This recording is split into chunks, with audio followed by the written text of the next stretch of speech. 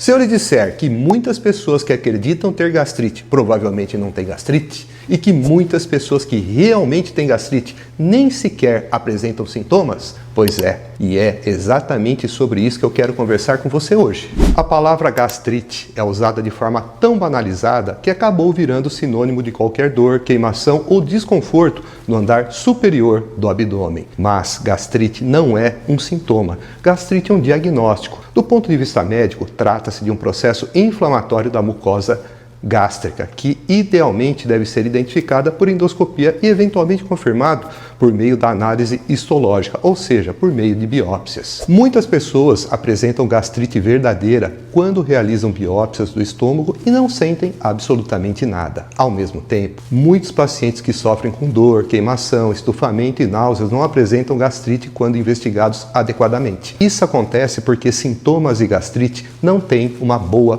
correlação. O que muita gente chama de gastrite pode ser refluxo gastroesofágico, pedra na vesícula, doenças pancreáticas, intolerância à lactose, sensibilidade a determinados carboidratos da dieta, síndrome do intestino irritável, síndrome do supercrescimento bacteriano intestinal ou uma condição muito frequente chamada dispepsia funcional. A dispepsia funcional é caracterizada por sintomas como dor no andar superior do abdômen, onde popularmente se costuma chamar de boca do estômago, além da sensação de estufamento, de saciedade precoce e desconforto após as refeições, sem que exista uma lesão estrutural que explique esses sintomas. Em outras palavras, a pessoa sofre, mas muitas vezes ela não apresenta de fato uma gastrite. Existe um alerta importante. Em algumas situações, especialmente em idosos, diabéticos e pessoas com fatores de risco cardiovasculares, dores na região superior do abdômen podem representar angina ou até mesmo um infarto do miocárdio. Mas quando a gastrite realmente existe, quais são as causas? Nas formas agudas, os principais responsáveis são os anti-inflamatórios,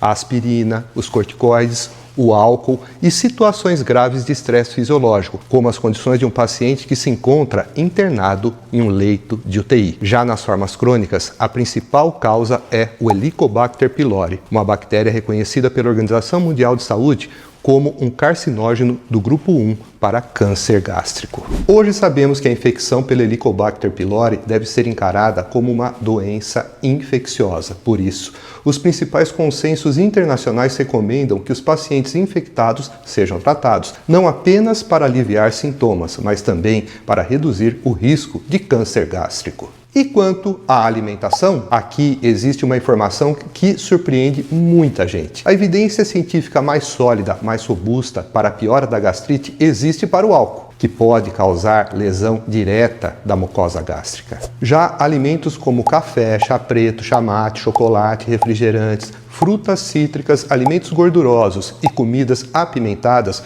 possuem evidências muito mais limitadas. Eles podem, contudo, servir de gatilhos e desencadear sintomas em pessoas predispostas, mas não há provas robustas de que sejam causadores diretos de gastrite na maioria dos pacientes. Quando os sintomas persistem, especialmente após os 40 anos de idade ou quando surgem sinais de alarme, como perda de peso não intencional, anemia, sangramento digestivo, vômitos persistentes ou dificuldade para engolir, a avaliação médica torna-se fundamental. Nesses casos, a endoscopia digestiva alta permite avaliar diretamente a mucosa do estômago, identificar alterações inflamatórias como a presença de enantema, que é uma vermelhidão da mucosa, bem como a presença de erosões, e também permite a realização de biópsias para confirmação diagnóstica.